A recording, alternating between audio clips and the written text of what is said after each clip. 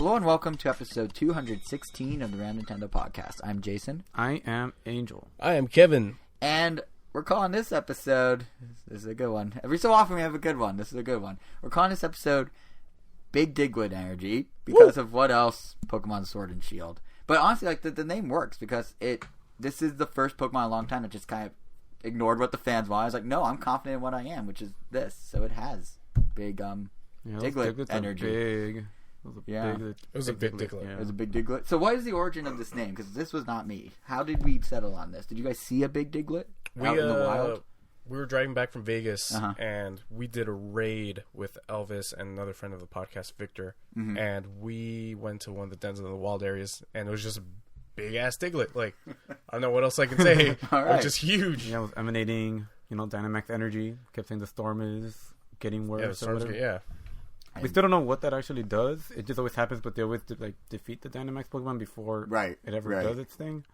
But we're going to be talking a lot about Pokemon Sword and Shield, I feel like, because there's a lot to this game. But along with the impressions of that, we also have some news, of course. We're going to be talking about actually a lot of other things that fans either wanted or didn't want. So there's the Sonic redesign, there's Mario Kart Tour's fixed controls, there's I didn't realize Mario Kart got its controls fixed. Yeah, like just kind of stealth mode last week. There's Animal Crossing getting a subscription service. Brain Age might be digital only in the States, even though it has a physical stylus component. So there's all sorts of weird things to talk about. But I feel like we should start with the big Diglett energy and just talk Pokemon Sword and Shield right off the bat. So, Kevin, this is the first Pokemon game you played in a while, right? You're a lapsed Pokemon fan? Yeah, the last Pokemon game that I played was Diamond and Pearl back on the original DS, and I didn't even get to finish that game.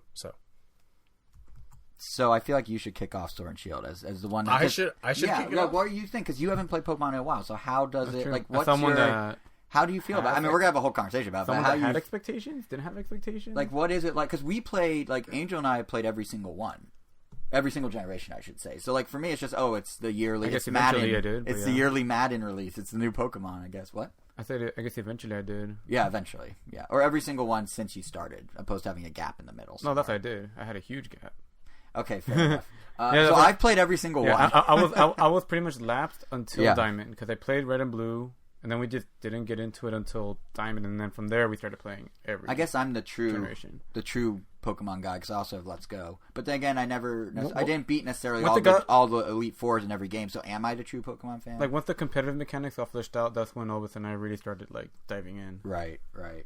But, and we're going to get to the competitive side of this too, I'm sure. But Kevin, last Pokemon fan, going into it, what'd you think? All right, so I'm about 11, 12 hours into the game. I just completed the first gym.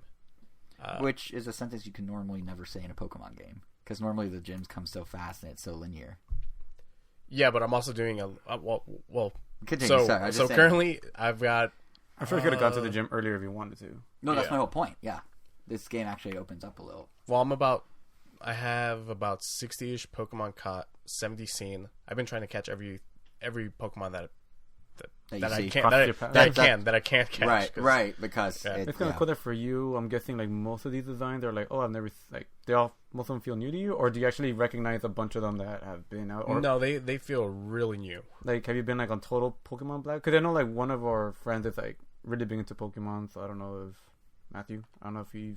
Maybe because of hanging out with him, you've seen a lot of these Pokemon? No. I doubt he showed him all 849 different Pokemon, or now 900 plus different Pokemon. Over the last 10 years, he probably possibly. I don't know. I haven't even seen all 900. I'm playing the game, and I'm like, who's that? I'm like, he's from Gen 5? What? I'm still missing some. Oh, well, you didn't really play Gen 5.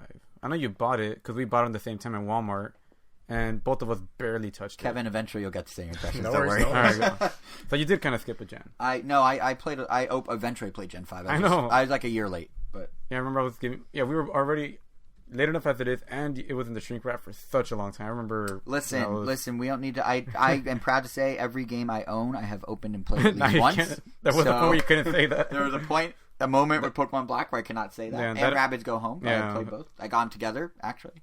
Anyway, hi. Anyways, hi, hey there. So coming into this podcast, especially over the weekend, I was ready to just completely write this game off because it has a couple of issues that I think are crazy.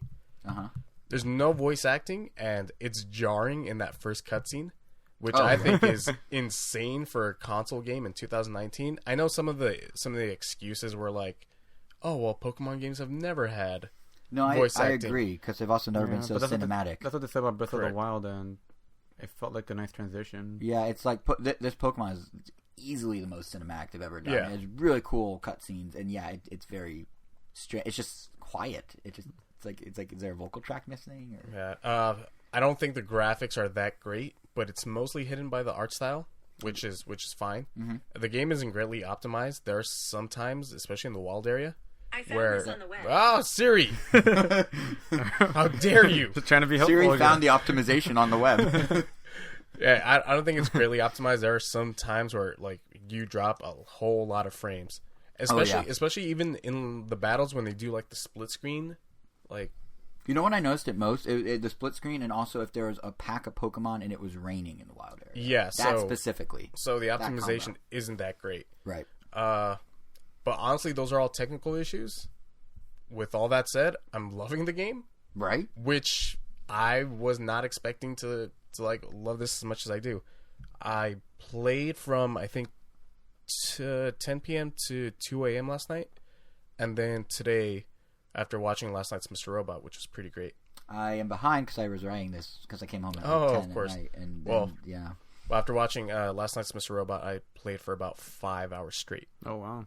I would like to say, for the record, Mr. Robot is a great show, and if you folks on the other end of this microphone aren't watching, you got 2 out of 3 people at this table that will say you should immediately start, I think. Yeah, this season's been great. Yeah. Last night's episode was Better than last week? pretty dang Different. Follow-up. different. to last Yeah, week. it's okay. it's a whole different beast. Right. But yeah, Pokemon is great. I probably will see this game all the way through. That's how in love with this game I am. You know, I was never. The weird thing was like I liked Red and Blue, Gold, Silver, Ruby, Sapphire, Diamond, and Pearl, but I never loved them. I don't know. But this game just hit differently for some reason. You know what part of it is, in my opinion? It feels like the kind of not fully realized like Pokemon MMO, because it's not at all a fully realized Pokemon MMO, but it feels like the first like actual full like world. Like the world building's really good. It feels like you're actually in the Pokemon world, because like, you know, the wild area, for example, there's always like, it's not just like, oh, there's a Pokemon in the grass. I mean, let's be honest, the wild area is essentially the route system and the Safari Zone combined with a little less linearity. So instead of just getting certain Pokemon in a straight path or certain Pokemon in a little square that you're walking through, you get some that are really high level that you can't fight, some that are low level that you can fight. But what's cool about it, and what's different even from the Safari Zone, is they move like animals. They're in packs. They're in groups. They are affected by the weather. Some will roam free, but then like others won't. Some, their evolutions are off on their own, walking where the humans walk, while their lower forms are in the grass hiding because, you know, they're shy little animals. Like that, to me, just really like hit the right way as well, because it just felt like you're in a Pokemon world. Yeah, you could tell that's where a lot of the animations for the Pokemon went to. I mean, that and the camp, just because, Right. I mean, for the most part, when you're battling, the Pokemon don't really ever need to move. Yeah. Especially since a lot of the attack animations are literally just, I mean, there are some, like, horrible ones that you'd feel like they could have updated, but not like double hit and double kick. Double There's kick. Literally, my score bunny literally just lifts off the ground. Goes ba, right? Yeah, They're literally the animations of the attacks I totally feel forgot straight out about Pokemon Stadium. Yeah. Just uprest. Yeah, and I mean, like, there are some attacks that look better than others, but obviously, like, I mean, the way they're designed is that they create a general animation that they could just copy paste to every Pokemon, because it obviously be ridiculous to animate every single Pokemon kicking, or like, oh, how would this Pokemon kick? Right. Let's just not give it that move. Right, so they need but I feel for like double kick, like I think Score Bunny's tackle like just runs up and kicks the other Pokemon. That would have been, why not yeah. just do that twice? You're asking the big If- questions. If I had to guess, they probably couldn't do that because they didn't want to risk, like, I guess, creating a bug by making this Pokemon, I guess, go to this other. I mean, yeah, I'm not But saying yeah. that I'm some expert on game development. Right. But you're not one of the national Dexers. But yeah, it's just No, I'm not insane. one of the national But Dexters. it- Considering I haven't seen the other 500 Pokemon, I really Right, don't care. you can't even care. Yeah, but it's also really just, I don't want to say that it's just nice seeing those Pokemon like walk around in the wild area, or like some of them even move in ways I didn't expect. Like I thought Routes was just gonna like kind of walk around, but it just kind of levitates and floats. Yeah, towards sort of you. drifts. Yeah, It's kind of creepy, but yeah, that's cool. what's so cool about it, is the whole game just feels very like lived in. Like it doesn't feel sterile. Like I feel like Pokemon games are kind of sterile because it's so rigid and structured and linear and everything. Which, if you remember way back when they first showed the trailer for this, that was my big concern: is the game's gonna be that old structure, and I'm very happy it's not. It actually does have some room to breathe a little. But But yeah, it's not. And also, you know where else the animations are really good? Actually, the camp. That's what you said. Yeah, the camps and the wild area. Did I say the camp already? No, I said the camp. I just said the camp, but I didn't describe it. Okay, I was like, did I say the camp? Yeah, no, that I like not just that they're good. Like, oh, you can play fetch with your Pokemon, and some of them have the most ridiculous fetch animations. Or I can't remember who it is. It's one of the turtle guys that takes like 5 minutes to go fetch the Pokeball, like because he moves really slow. None of my Pokemon ever liked the feather duster thing. None of them. They all reacted the exact same way of like hitting me. Yeah, I don't know what to tell you. I mean, that's just gotta find better natured Pokemon, I guess. But no, but like I don't know if you noticed in the camp, if you just sit there for a few minutes, like your Pokemon interact with each other. Like I saw I think it was a screenshot, maybe it was a video on Twitter, where it was Beware playing Peekaboo with the younger evolution of it. And I was like, what? Stuffle? Yeah, I was like, how did they program that in? So yeah, they're not doing individual attack animations, but they're doing that. So it just feels very lived in, which is nice. And then of course, you know, the funny thing is, like the core, at least the core competitive side, that's like who I can speak for at least. Mm-hmm. I've always liked watching the attack animations. I'll leave them on. I don't care that it makes the games last longer. Right. But a lot of like the most competitive people always by default turn the animations off. So if they're complaining about that, like they're just complaining about something that they never even have on anyway. I guess it's one of those I'd like to have the option to have them. It's one of those like they're looking for something to complain about. Yeah, basically. But the thing about if you really like animations and want them to last longer, once again, the Dynamax and Gigantamax, those take a while. Those have a lot of build up and but they're very flashy and cool. Yeah, Mega Evolution are basically quicker versions of those because you have to wait for them to expand 3 times, land, roar, and then. Right, but it kind of fits the whole world building thing. Cause like the game, but they're infrequent though, so that's that too. Right. But like what I was trying to say, is it kind of fits the same world building because like the game is everything's just so like the gameplay complements the theme and the theme complements the setting, like the UK thing and having it be all sports oriented and basically treat them like they're football or soccer as we call it here. All that like really works. It feels very well thought out. Like when Pokemon, we were talking about Black and White earlier. I don't remember it being so like as French as this is British. You know what I mean? Like it's like, oh, it's in France now. Okay, and that was kind of it. There wasn't like there was a baguette you could catch or anything like that. Yeah, like, a lot of people in this game. There kind of was though. There was a baguette. Not a baguette, but there were definitely some very. I mean, there's a French poodle. There's like the souffle Pokemon. But I mean, like it was just the Pokemon, and that was it. Like this, they like made they redid the whole gym system. They had an Eiffel Tower. But I'm saying they redid like the whole gym mechanic. Not really mechanic, but they redid the whole approach to that. They made it much more spectator sport. They went beyond just Pokemon that fit a place. I mean, X and Y was still in the whole like more of the same, just different generation. They didn't really start doing that until like Sun and Moon, where like which did it pretty well too. Yeah, because I mean that one definitely made you feel like you were like in an island and everything was catered to it and a lot less developed. So yeah, like the island challenges and all that. Like now I think about it, like this isn't they're not forging total new ground here because it felt like it's taking a nice leap how Sun and Moon did from the prior one. And what's nice about this is it's leaping. I was saying the MMO comparison earlier. It's not. But it's leaping in that direction a little because like the whole that YCOM system and the fact that when you're in the wild area you can turn it on, be connected to a web and have just all these trainers running around. You can't actually do anything with them. You go up to them and they're NPCs that just give you an item, or you just walk right through them. But it is kind of cool to like. You can run on with your friends in real time, which is yes, kind of cool. That's what I was about to say. But it is cool that you can actually hook up with people you know in real life and play that way, or people you have friend codes with and play that way. Or that you can, actually customize your trainers with such a degree of customization. The customization in this game is insane. It's really cool. Great. Like people are complaining about the national decks and not every Pokemon's there, but I'm like, but I feel like I'm in Pokemon more than I have in really any other Pokemon game, and that to me is kind of cool. But that's obviously different priorities for different people. But I think it's great.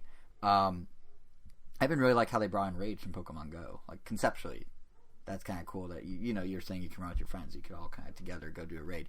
The kind of weird thing about that is there's no queue system for the raids if you're playing online without your friends. So it's set up in such a way that you go up to do a raid and there's like the energy beam and you walk up and you hit go or whatever. And you're sitting in a lobby and it's like searching for other people. And after 2.5 minutes it's like, do I just start with computers? Although of course it words like, we found some other trainers. So you say yes and then you play with the CPU. But it turns out the way you have to actually go into other people's raids or have them come to yours is when you have the YCOM on, you send out a status because they have those weird little chat status things of random strangers or friends, and you search a filter of like raids or raid requests or raid invitations or something like that. And from there, you then go do a raid. So even though they have all these like spots in the wild area where there's where it's like, oh yeah, I walk up and other people will walk up and we'll do a raid, that lobby is kind of meaningless unless someone happens to find you in their Ycom, which is a little no wonder that like weird. I didn't get it never anybody. works, right? And it's like for everything I was just gushing about how much I love the Pokemon world they built, like Game Freak made some weird choices with this game. Like they made so many quality of life improvements on old systems that have been in place for a decade. Like one I mentioned to you the other day, Kevin, was I love that there's now a button always available when you're catching wild or when you're battling wild Pokemon to just throw the Pokeball. To throw a Pokeball. You don't have to go through 7 menus. One of the nicest changes. Yeah. That or like experience shares, obviously nice if you want to just like kind of not grind as much. Or having the Pokemon boxes accessible at all times are great, even though there's 0 sorting options, which is kind of weird. So you just have to remember who's in which box. Yeah, I was trying to do that too, and I was like, I can't sort these by level. I gotta or move anything, myself. or anything, or type, or anything. No, yeah, that's always been the case. But I mean, at some point, you kind of, as you catch them, you kind of sort them out. Or that's just something like, I mean, just from playing like each game, you're like, all right, the people I care about are in this box over here. But that's kind of the point. Like they caught on to so many things that people complained about. They just need to go like that. Just a little further. And not only just a little further, but like take that same ingenuity they have for figuring out what took 21 years to perfect and apply it to your new things. Like, okay, fine, you're going to get rid of the global trade system, get rid of the global trade system. But like, if you're not going to have a way for people to search specific Pokemon in return for a Pokemon they put up, what's the alternative? There apparently isn't one. But like, think it through. Or like, if you're going to do the Ycom and the raids, think through like an easier way to present that. Because it's all there. You can do it all. But it's like... Bet you most of these things are going to be fixed in next year's game. Which is why you're waiting, huh? Yeah. But yeah, it's Pokemon just like... gun. Is it good? Do you think it's going to be gun? No, it's not going to be gun. What do you think it's going to be? Sword, shield, I'm going to be Diamond and Pearl. You think they're just going to take the engine and apply it something else? So you're not even going to get the Sword and Shield generation at all. You're going to jump to the remake? Yeah, but it's just going to have...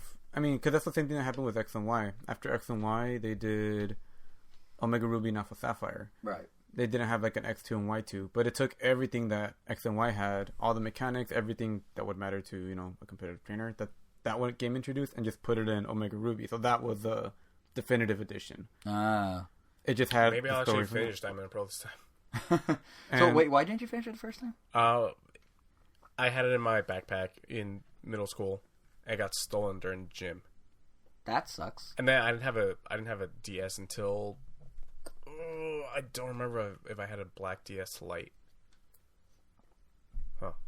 You don't remember if you had this very specific color of a DS Lite. Because I remember a black DS Lite being in the house. I don't remember if it was mine. Oh, well, I see.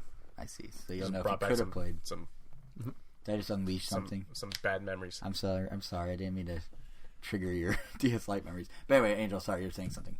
No, yeah, I mean, I'm pretty sure it's going to be a Diamond and Pearl remake, which is what I would love, because then that also gives... There's like no way... I mean, that's where Chat Talk came from, so... Yeah, your fave. And I mean, they've kind of been going in order and spacing them out like a couple years in between these remakes, so they just have that one and Black and White to do, and then they'll literally have every Pokemon... I mean, every Pokemon generation accessible to this supposed Pokemon home, I guess. Yeah, that's what's interesting. Like, I'm kind of curious about your take on this because you don't have Sword and Shield, but you have a pulse of sorts on the competitive community. No, I've been keeping up with. Like, I've read through every single Pokemon's like new moves, new stats. Yeah. New So items, what's your read on? I guess how is this game shaping up on the competitive scene? Because honestly, something like the global trade system disappearing seems like it'd be a big deal if you're trying to play competitively. No, because it's not. No, because I mean, competitive Pokemon just comes down to what you have around you. Like, it doesn't matter that some Pokemon are missing that you don't have others. Like, it's just about building the best team with what you have. Right, I mean, but I guess what I'm saying about global trade. Another global trade center, I'm kind of glad it's not available right now because that was probably the fastest way that people would send out hacked and virus filled Pokemon. So, because even if you're trying to avoid not getting hacked Pokemon, if you are in the global trade station, chances are you're gonna get a mess of Pokemon that might corrupt your file or something. Right. So I'm better off just not have that option altogether. It's until they could figure something better out. But couldn't you run into the same problem? Because right now the way you trade is you have to swap like codes or like this is how Let's Go did Trainer IDs? Trainer, yeah. or Oh, by the something like way, side So like in tangent, Pokemon I Go? love the little collectible cards of trainers. It's the most pointless thing ever, but for some reason it's like, oh, that's very neat, and you can customize yours and send it out and get other people. I was to get like, a whole stack. oh, this is kind of cool. But then I have the trainer card for Hop, which let me tell you, that kid. This is the worst. So we're bleeping that. Well, you didn't. You got by with Big Diglett energy, just barely. So, I told you this was gonna happen. I know you did warn us that you'd have to get Hop a ding is in here. probably one of the worst characters that I have seen in any game lately. I hate him with a passion. Now I think I know why, because I feel the same way, but not quite as amped up. But please tell us why. So Hop. All these games you have a rival. Let's start. His first mistake. Well, like I said, I haven't played since Diamond and Pearl. Okay. But his first mistake was getting the Pokemon that is weak to your Pokemon. That's new to this one. They're trying to make it a little. Is that the first time? Yeah. Oh, so right off the bat, he's just an amateur. Yeah. Not only that, he is cocky as hell. Yep. He is terrible. Like, he's very bad at social interactions. I've noticed that. Like, if everyone he talks to, he's just demanding that they get him to be champion or bragging to them how he's going to become champion. Like, literally, he'll go to, like, I don't remember if this actually happens, but it's like he goes into the Pokemon Center. He's like, basically, like, kill my Pokemon, I'm going to be champion. So it's like, whoa, settle down. yeah, there was that. And then I think, like, the first or second battle that you have with him, yeah, like, I knocked out his first two Pokemon, and he's like, oh, man, this is going to be really close. No, it's not. I'm about to destroy you. What are you talking about? Yeah, yeah. His brother is a whole different breed of D-bag. His brother is like 7 different design ideas mushed into a single man. Yeah, it's like, all right, let's give him a mullet. No, let's make that mullet purple. Now let's give him a hat. Also, let's give him a cape with a bunch of sponsors. That entire family, I don't know who raised those two boys, but holy... You do know we met the mother at the start of the game. Do you not remember that? Yeah, I remember. You do know. Well, you can go chew her out. Yeah, I'm definitely gonna go do that. Yeah. I just picture you like holding your Switch, screaming. At Every single time that. No, Hop is super annoying. Like the weak point thus far for me in this game, well, among a few others, is the writing is not great. Everyone else is okay, but Hop is just such a drag. He's so like one. I mean, they're all kind of one dimensional. They always are, but like Hop is just like. It's like in the other games, your rival is like, okay, yeah, that's my rival. Oh, Yeah. he's being a jerk, whatever. Yeah. This kid, I feel like he doesn't understand that he's being in the, like. No, he thinks he's the coolest kid. Yeah. And you know what's super annoying is he's always like, I'll race you to the next destination. He's always like, oh, there's the city. I'll race you there. And he just runs off. And then obviously that's so you can then go catch Pokemon. But it's like, stop racing me. Just meet me there. Don't put urgency It's like on this. spoiler alert, but for the first gym, like as soon as you get there, he's already got the badge, and he tells you, Because he raced you there. I did it in my first try. All right, I'm also going to do it on my first try too because this game I'm so overpowered right now. Oh, me too. It's not even funny, but oh man, I hate those two brothers so much. That overpowered thing's actually a good point. That I kind of keep circling back to this whole like non-linear idea. This is the easiest game to grind in, even though not just because experience share, but like if you go in the wild area, you can just get lost in the weeds, pun intended, for so long and come back and have such a powerful Pokemon. Like I evolved my Sobble into that weird emo teenager thing, Drizzile, like before going to the first gym. Yeah, like that's never happened to me before. My Score Bunny, I evolved into a Raboot before getting to the first gym. Yeah, like it's just different. It's kind of liberating, but it's also kind of like, oh, how easy is this game going to be? Don't get me wrong. I was getting whooped In the wild area? in the wild area for a little bit, and then I just went over the hump and like, all right, well now I have every Pokemon that I. Were you going after the powerful ones, or were you getting whipped by like the weaker ones? Oh well, that's the first thing. It's like as soon as you get to the wild area, they tell Yeah. you like, oh, the big Pokemon are going to give you like a problem. Oh, yeah. And there's an Onix. I was like, come on. Yeah, I saw the same Onyx. Yeah, I've been around town. I've beaten quite a few Onix in my day, and like I go up to like this will be easy with my water Pokemon.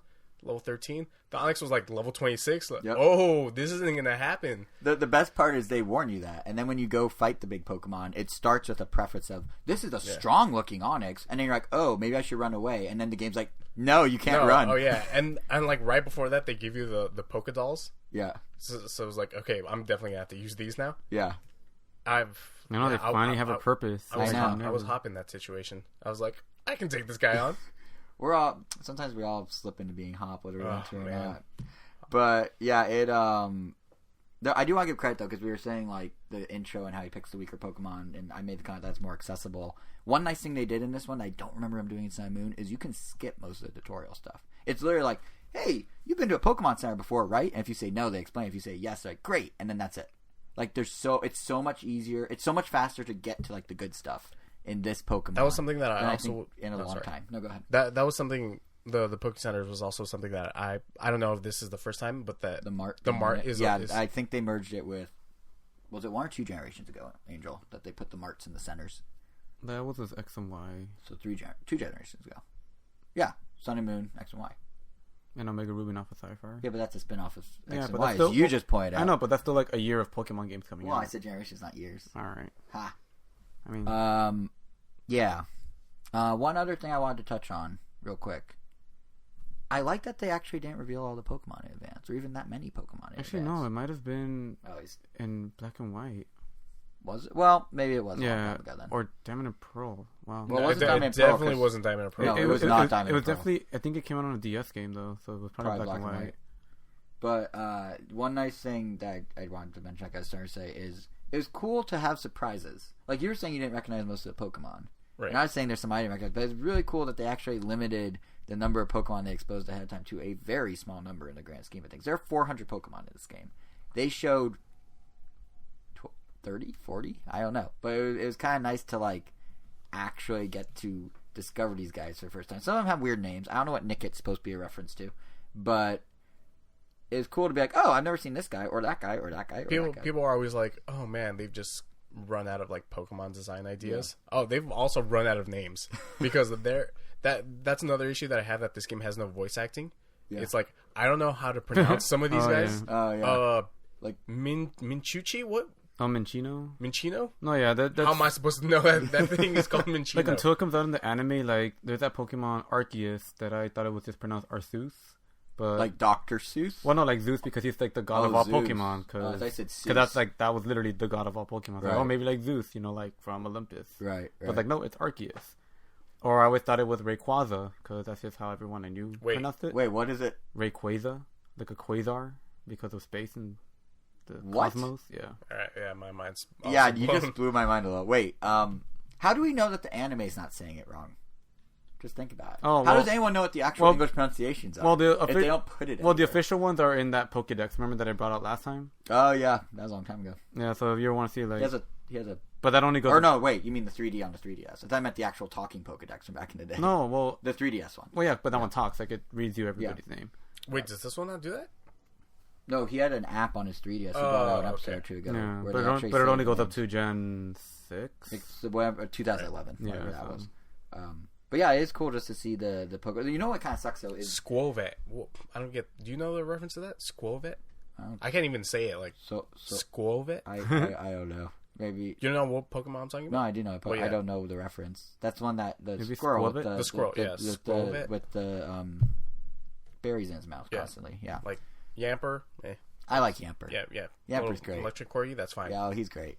But yeah, there's a lot I don't know. Or like what's the bird? Oh, Rookity?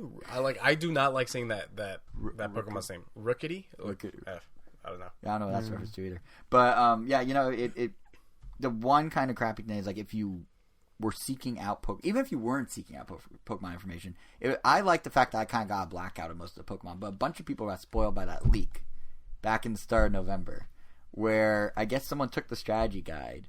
Someone in the inner workings of strategy guide world, I don't know what that is, like the guy at Pokemon that gave it to them, or the publisher, and they just started leaking entire pages of Pokemon. And now the Pokemon company has hired, this is a real thing, outside digital forensic experts to figure out where the leak stems from, and they're going to sue the guys for irreparable injury, that's the legal term, caused by the leak. They're basically arguing on some level that by revealing this, you spoiled the surprise to the point that some people might not bought in the game because they don't like the designs. Take that or leave that. That's kind of crazy. They're actually hiring someone who has now traced through Discord at least one of the leakers. Oh, wow. I don't even know how you do that. Overall, I mean, I'd say overall, a lot of the designs are still pretty good. I feel like them. I feel like they hit their low point. Like, I mean, if there was a low point. If you say the keys or the fridge, I agree. What fridge? Or the pile of trash. No, you know what's great about pile of trash? Have you seen him in the camp when he like waddles around? No, he's just like flapping pieces of trash. It's great.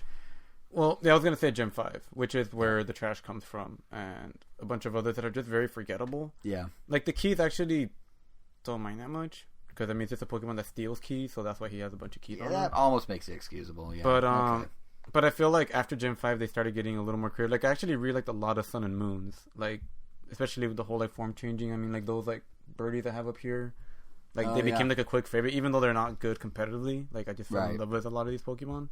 Oh, like this new one, Cramorant. Like I just love that bird. Oh yeah, I still haven't gotten to it, but when they showed that Pokemon off, I was like, oh, that's gonna be my favorite little guy right there. He's great. That doof looking, and the fact that his shiny is orange is like amazing because orange is made for color. You. And I love that like part of his design is having like a Pikachu choking in his mouth, and he's doofusy. So now you understand my Bidoof love as well. Is he doofusy? He has kind of a doofusy. Have you seen his face when he's eating Pikachu or whatever? Well, that's great. Well, he always has. That's my point. He kind of has like doofusy though. I wouldn't say doofusy. He has like that. I don't know. I mean, he has a blank stare, but it's also kind of like I don't know. He's just very bad. He looks like he just eats. He's just like I don't care what it is. Yeah, I guess he kind of reminds me of Bidoof for some reason. Just the face. I don't know. Don't compare. Cramorant Don't to you Bidoof. dare diss Bidoof. I'll stop this podcast. Is Bidoof in this game? No. Thank God. I was really bummed about that, but. Yeah, I mean, I was bummed Chatot didn't make it in, but I mean, you know, it's great. It's cool to see new Pokemon, and one of my favorites, Kingler. That's what I have up there. You know what's great? He got the really cool Gigantamax form with a beard and everything. So you know what's great about Bidoof is if you tweet Bidoof, like the word Bidoof, there's a bot on Twitter called Bidoof. I'm sorry, you said that was great? Yes, he will reply to you in Bidoofs, like doof doof Bidoof Bidoof Bidoof doof doof doof. It's wonderful.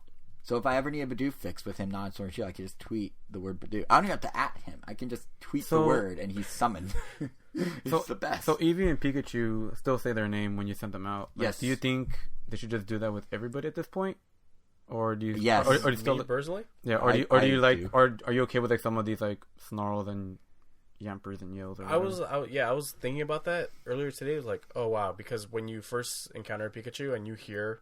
It's kind of weird. Yeah, it's. I think they should all do it at this point. It should be consistent because Eevee just sounds weird. I mean, one of the things that the Pokemon company keeps saying is like, oh, like Pokemon's like the multimedia brand. It's one of the biggest. It is the biggest in the world, etc., etc. So like, be brand consistent. Like, have a branding guide. Like, if they're gonna talk, they talk. If they're gonna make Game Boy noises, they make Game Boy noises. Don't mix and match. In the anime, do they still say their names, or do they also do? They do. They do variants of their names. Some are so like gruff that it.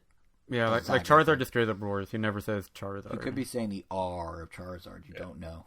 He just straight up. I mean, I'm not gonna read in more into it than I need. I professionally read into things. I mean, Eevee apparently never says Eevee. She says Eva. That's just like all it ever says. Or like Eevee or something like that. Yeah. Speaking of Charizard, I was reminded about this.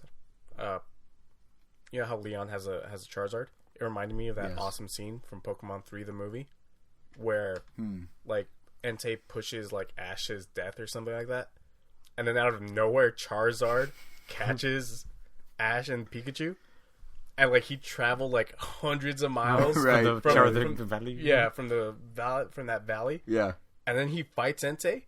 Yeah, he loses, but good hustle. Yeah, like that's a G right there. Charizard just likes coming in out of nowhere because, like, I tweeted. I don't know if you guys saw the video I tweeted, but you saw it in the game, Kevin. But very early in the game, you're talking to Hop's annoying brother, and you're talking about something, and then out of frame, his Charizard, which is like across town when you last saw it, just kind of hobbles in and stands like a foot too far to the side. He's not like in frame, but just kind of there. Oh, he loves doing that. That also reminded me, your first battle with Hop. Yeah, like Leon is officiating the match, and like of course you beat Hop because Hop sucks, and then Leon's like, "Oh man, that looked like so much fun. I want to get in that battle with my Charizard." Boy, are you out of your mind? I got this level 5 score bunny, and you want to bring in your level 50 Charizard? Again, the writing is not this game's strong suit, at least not in the early parts. But the game itself though is quite good. I think they're like, I mean, I guess we've got to touch on this, like the whole national dex thing. Like, people reacted to the wrong thing with this game. Like, it's not about that. I feel like it's funny because, like, on one hand, like, yeah, I'm bummed. I'm sure I you are that we don't. I get it.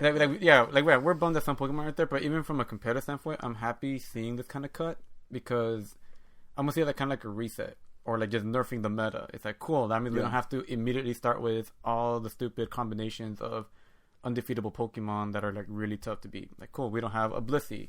Like, thank God, I hate fighting. Like, those things are just, they take any hit. And if Blissey was able to go Dynamax mode and it maxed out at Dynamax level, that's literally double HP. And Blissey has like over 600 health by default. That's like 1200 health. That's ridiculous. That's a lot of health. Yeah, like the average Pokemon health is like 300 or 200. So that's already. Right. So she already has double what a normal one has, and has like the highest. Blissey's are female. And it has like the highest. Oh, I mean, we get back into my asexual reproduction theory I shared a few episodes ago. But continue, sorry. And it has like the highest defense in the game. Well, at least not in this game, so that's good. Right. But yeah, like, it's nice to see some Pokemon just like shoot out. And it is nice that, like, I mean, Tyranitar wasn't here, but whatever. Obviously, they're building towards the next, starting here and going forward, all the games being connected, and obviously it's going to be for Pokemon Home, and they're going to charge for that, and there's clearly a business-driven reason for why they're doing this, but it is kind of nice that it is like a clean slate. It is kind of nice that they did a good, it's not all Gen 1 front-loaded. Like, sure, there's yet another form of Meowth randomly. This one looks very ragged. Oh, yeah, I'm not a fan of the Meowth redesign. Of, like, dirty Santa Claus Meowth. Yeah. What? I don't know what's up with him. him. Berserker, just like a demon Meowth. But it is nice that, what I was trying to say is, it is nice that it's not all Gen 1 front loaded. It's actually like an even spread, and it does feel kind of fresh. But yeah, like, I feel like there's so many things you can nitpick about the game, like Hop, like some of the quality of life stuff that they backfired on, like some of the slowdown. Like, so there's definitely things that, like, you could tell this was their first pass at it. They can improve it. It maybe was rushed a little at the end to get it out for the holidays. Like, there's some... Like, Sun and Moon did a good job at streamlining just getting your Pokemon competitive ready, but this game, like, just takes it up to a whole new level. Which is just awesome. I mean, it was pretty much just as they advertised. You could get any Pokemon and turn it into a perfect Pokemon. So you don't even have to breed for perfect IVs anymore. The only thing you do have to do is just do a ton of raid battles and a ton of Battle Tower battles. Because you have to get those BP, so you could get your bottle caps. But when you get your bottle caps, you could just take any Pokemon and it'll automatically give them like perfect IVs and whatever stat you want. Another streamlining. Which is you can make a perfect Pokemon in a few seconds, which is really amazing and really cool. Because that means all the shinies that I have in my Pokebank, or like I have this shiny Chatot that I caught that I was like, oh man, I wish I could use you, but you're kind of garbage because you were born with those IVs. Now he's useful. So there you go. Pokemon is saving the day. Yeah, but it's just like one of those things that like there's always improvements, but people are so blinded by the like. Yeah, you could change natures. You could transfer moves without breeding. Like, they have so many little nice like. Yeah, I think Sword and Shield's just like, it's just a prime example of like how fandoms, they think they have this, like, just the problem with like fandoms, their power, the misguidance that can be caused. Like, I mean, it's really, this isn't just Sword and Shield, but like in the last few years, there's just been this sense that fans can demand things and it just has to happen. It's really like, well, I mean, up to this generation, I mean, every game has built on the last and hasn't like gotten rid of any of the features. Like, I mean, this one got rid of Mega Evolution Z moves, which Dynamaxing kind of combined both of them. Yeah, which, I mean, is also nice for new people because they don't have to think about like, okay, is he gonna Z move right now? Is he gonna Mega Evolve, or is he gonna Dynamax? Right. And it's like a whole. They cleaned it up. I mean, they'll do that eventually, I'm sure, but. I mean, they don't. I mean, it's kind of nice, but yeah, like I remember there was a whole like thing where a lot of fans were really mad at Game Freak, and I forgot which one it was. I think it was Sun and Moon, because not every Mega Evolution made it into the game. There were a few like Pidgeot, Beedrill, whose Mega Stones just weren't obtainable in the game whatsoever, and some people were like really upset. They must have had like heart attacks when this one happened. And eventually Game Freak put out a statement like, oh, we've heard like that you guys are big fans of these Pokemon. Here we go as special gifts. Here's like a Pidgeot with the Megastone and a Beedrill with and that worked. It's a small thing they have to do. But like With Sword and Shield, people were expecting something one way, and the reality of the game was wildly different in another direction. And then the problem was the train already left the station, so to speak, and people still won't stop complaining. Like that, they're tweeting hashtag Game Freak lied, and it's just like people were expecting Breath of the Wild with Pokemon running around, but like all the Pokemon. Yeah, with all the Pokemon. Yeah, and like, and they're complaining like, gasp! Some models from past Pokemon games are being used in this one, along with the new models. And Game Freak, they said no, it's only going to be new models. What quote unquote entire new sequel has not used some assets from past games? Like, unless it's a hard reboot, I can't think like. Do they not want these people to spend time with their families? Yeah, it's not like it's not like they didn't build a whole new engine for the wild area, or like make all those models that exist from a past game now have to work in the wild area. Like, there was a lot of work that went into this. There's a 1,000-person team. It's not like it was nothing. And I just think it's like, I don't know if it's social media giving people too much of a voice, or if just the internet was a mistake, or what. But I just feel like the internet was definitely a mistake.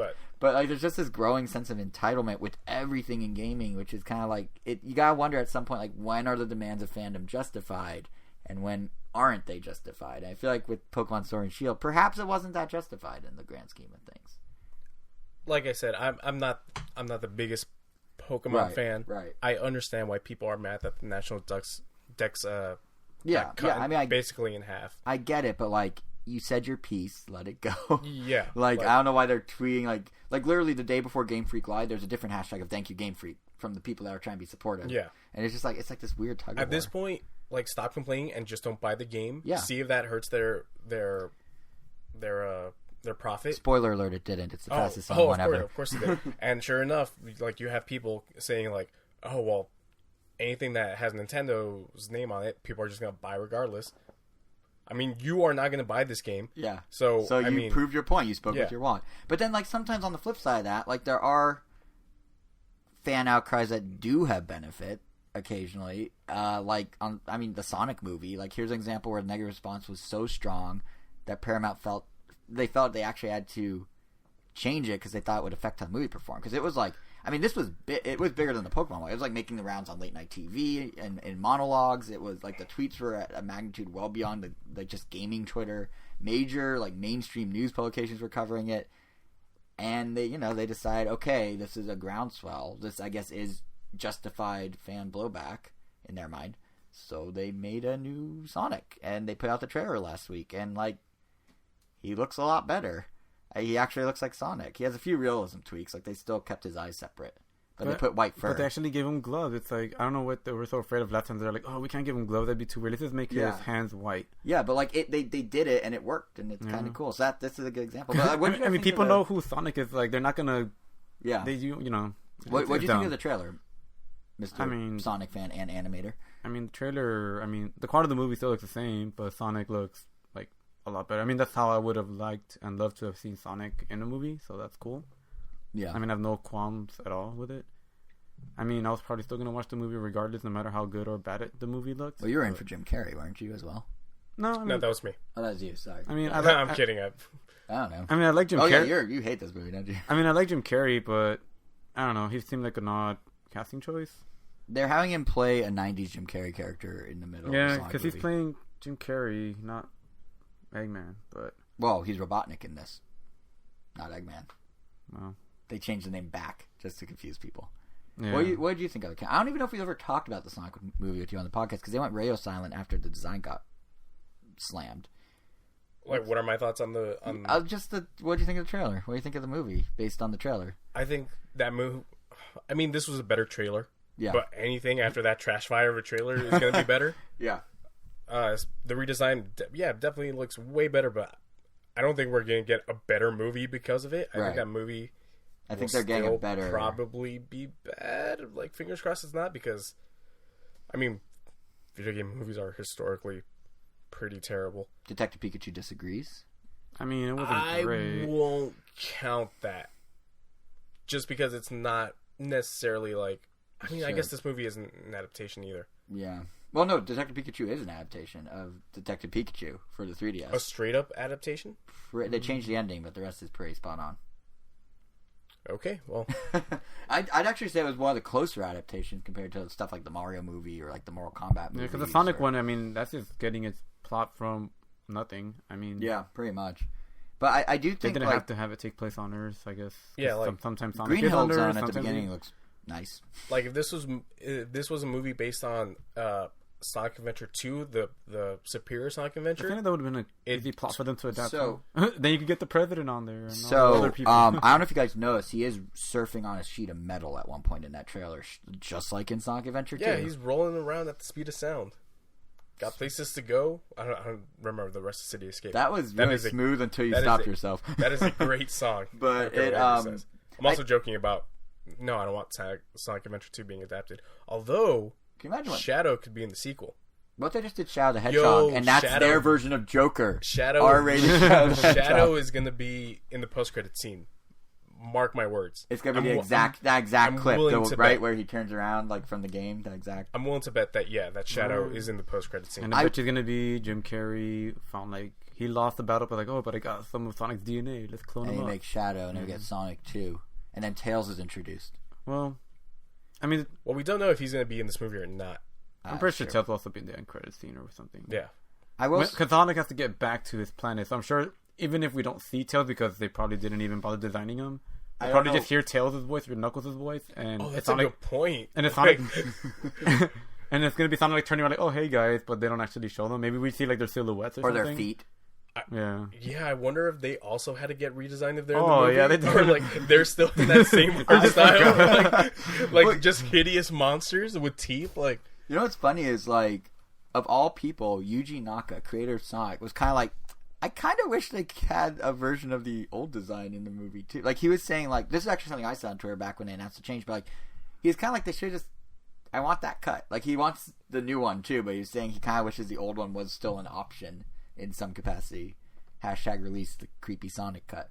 But maybe deleted scenes? No, because so basically, apparently this wasn't actually that expensive for them to make, and they didn't make very much of it yet.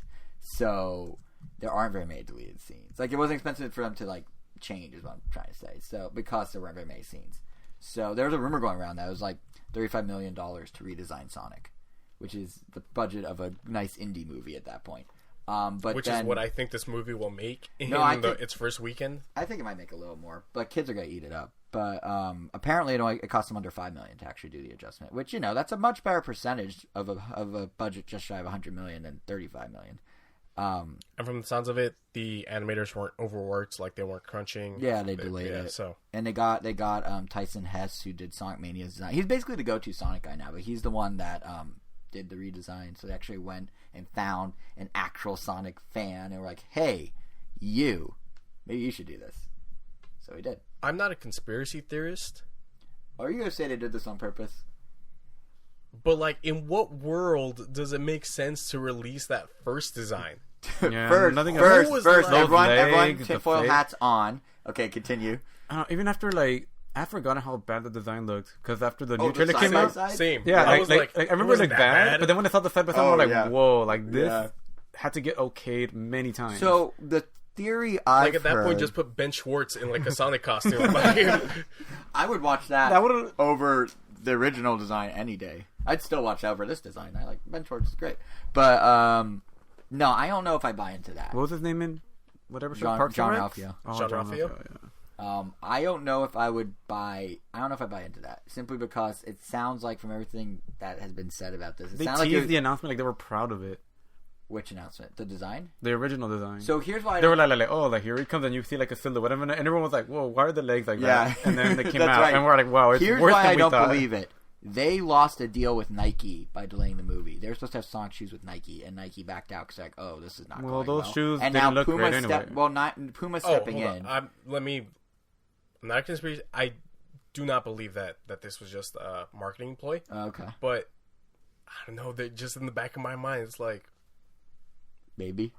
Like it's not even maybe. It just nags at me in the back. Like why that thing, that abomination. So here's the thing that really throws me off. So they have that, but then like Game Explain put out a video of Easter eggs in the new trailer, and there's a lot of them. So someone in that movie. I don't know if they got overruled by the execs. Like that, Sonic feels like he was designed by committee, the original. But someone in that movie was definitely like, no, I really am a Sonic fan. Here, put his little dangling on a ledge animation in this one scene in a hotel room, but in the background. Or like, I don't know if you noticed when he had the nunchucks in the new trailer, he's wearing the Sonic emblem on his little headband.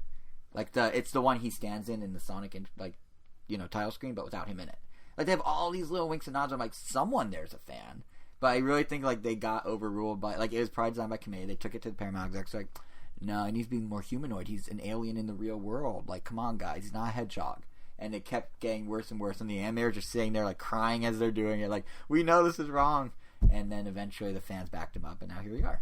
That's my theory of how. Oh god, now I'm just like imagining that scene where he's got the paddle ball. Never mind. With OG Sonic. Oh no, you're imagining the wrong scene. How about the scene where he's laying in bed in a towel? It must have that is a scene. Now think of old Sonic in bed in a towel. Well, one around his body, one on his head. To kind of get back to what you had just mentioned earlier, they lost that deal with Nike, and the original shoes, like, I mean, it was not good. Yeah, but even like the new shoes that he has in the movie now, like those look really great. They look like exactly how you would imagine Sonic shoes would look in real life, and they're becoming real. And not only that, but like Puma has already done like Sonic shoes. Like we have them here in our area, and those are awesome. They're super cool. And I mean, actually, like Obis has collected every official Sonic shoe so far because he has those, and then he has the more, I guess, some shoes that look more like Sonic shoes, but they were Japan exclusive. I don't know if you've seen them. They're like red and they have the white stripe over them. Yeah. And I mean, now they have hopefully the ones he's wearing, because I've seen a design of some other ones they're gonna come out with that don't look like Sonic shoes. They're just Sonic branded, right? Kind of like your Nintendo ones, right? My Vans that are just the color scheme of the NES, but in the most subtlest of ways. Yeah. So I know they're Nintendo, but no one else does. Well, sometimes that's the best kind of. I do prefer subtler, like, video game clothes. Like, I don't need the one that's like, game over, bro! And it's just like. That's on the soul, or whatever. Or what? That's on the soul, though. No, the shirts. The shirts are like. Oh, okay. Because every shoe said game over, but it was on the soul. No. That's a little better. I'm talking about the ones that are like, game over, bro. It's like a gamer and a wife or something. I don't remember them. There's a lot of. Are you wearing a gaming shirt? It is. It's a shirt I got at GDC for a VR game. Yeah. What's it called? A Fisherman's Tale. Yeah. Nice. I wonder You're the only one here that's not wearing a gamer shirt. I knew I had work today. Oh, nice. Kojima Productions. Hey, does this dude have a name? He has a name, right? The Kojima Production logo I guy? think the astronaut. I think. Ludens. I think it's Ludens. Ludens? Yeah, it's the official mascot. I was gonna guess Stan, but I guess I was wrong. You were. I was very wrong. Anyway, I think I got this at Comic-Con last time that I was there. Oh, really? Yeah. I thought it was from E3. No. The PlayStation store outside. Was it? Was it E3? Yeah. Okay, never mind. Because I think I was. Scratch my. I think like no. I know it was. I think either. Just stop talking. It was. I might be wrong. I think so. And then no, yeah. You just gotta say it with E3. confidence, and it becomes reality. That's how lies become truth. You already got your Game Award tickets? I did. Really? Yeah, I got them a couple weeks ago. Huh. I go every year, and we'll have coverage on the episode after December 12th. Speaking of the Game Awards, actually, you know what I'm happy about? Tetris 99 got nominated for Best Multiplayer Game. That makes me very happy. I love Tetris 99. What else is nominated? I don't have the list in front of me, but Nintendo won already. They were. Oh yeah, best family game. Best family game. They have every nomination. It's Yoshi, Luigi, Mario Maker, and two others I'm blanking out because I was not prepared to talk about the Game Awards today. What else came out this year? Yes. I don't remember. Come on. Other games. Fine, I'll find it. But yeah, it's fine that Nintendo just had their own category, basically. They're already winners. Did you happen to see what was nominated for Game of the Year? Smash Bros. Really? Yeah. Along with other games. Oh, here we go. Nintendo Best Family, Resident Luigi's Evil? Mansion, Ring Fit Adventure, Mario Maker, Smash Bros. Ultimate, Yoshi's Crafted Wait, World. what about Game of the Year?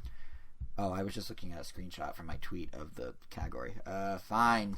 Look at this. We're going off script. I think Resident Evil 2 is nominated. Resident Evil 2 is nominated. Smash Bros. Is nominated. And I won't win, but I hope it does, because that was a really good game. It's loading. I don't remember what else came out this year. I think I feel like there's a bunch of people listening right now, and they're just like, yeah, I know the list.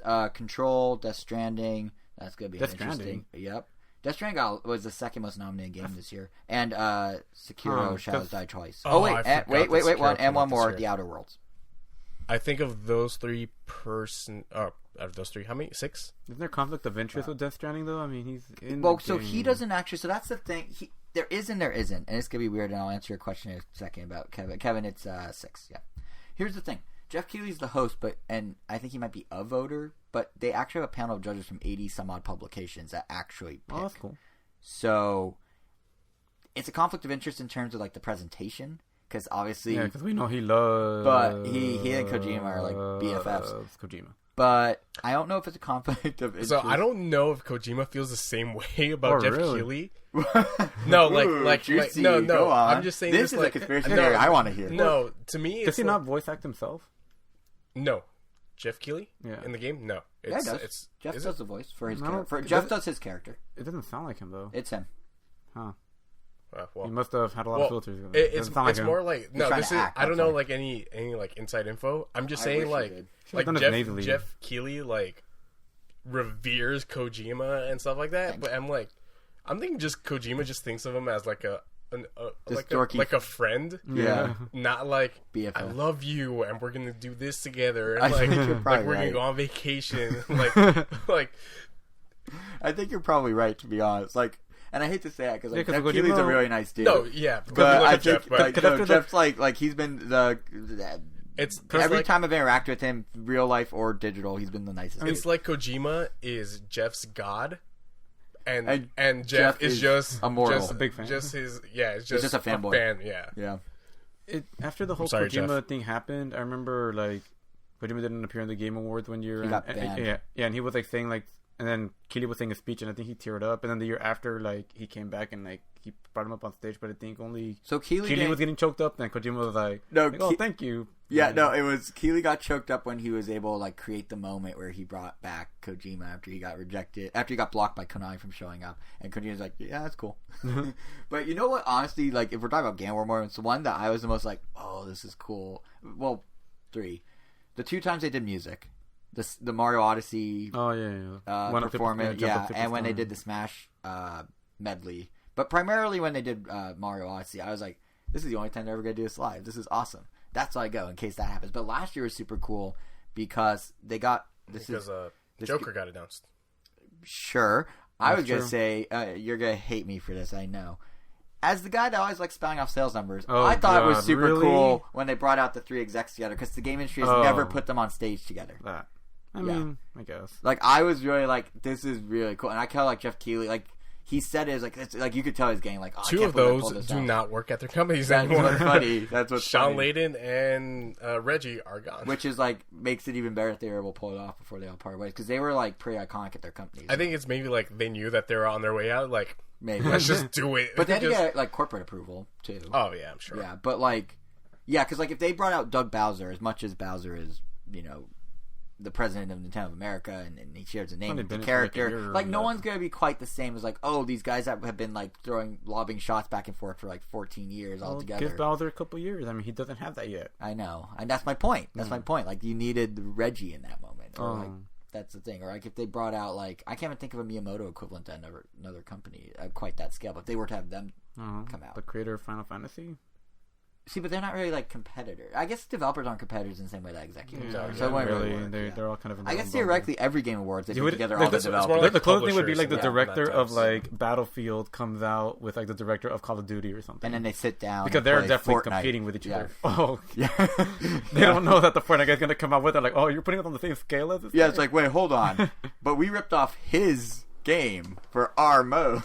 But yeah, it so Game Awards, yeah, they're coming up. We'll talk about it. But we sort of got on a weird tangent. What were we even originally talking about? Oh yeah, We're talking about Sonic. we're talking about Sonic, and I was making a point. The reason I brought up Sonic is like sometimes fandom can be like fan reactions are justified, like fandom demands are justified. Hey, Because like go ahead. I mean, it happened with Ninja Turtles also. I mean, the movies still were okay. Mm-hmm. They're not directed by Michael Bay, but everyone calls them the Bay Turtles anyway because it's easier. He produced. But when the Bay movies were first announced, it was just going to be called Ninja Turtles, and there were going to be aliens from space, and they were going to have a different design. And there was fan outcry, and they eventually added on Teenage Mutant and said, "All right, they're mutants. Don't worry. And see, Please watch our movie." That's the thing is like the difference to me between that plus Sonic and like Pokemon is you were talking about pretty small things that make a fan base happy. Like changing a plot point isn't that expensive. Spending $5 million to redesign Sonic out of your $100 million budget isn't that expensive. Yeah, they didn't care about the fan outcry with the designs. I mean, they kept the nostrils and the In lips. part because it probably wasn't as much of a groundswell, and more to the point, it probably cost them too much.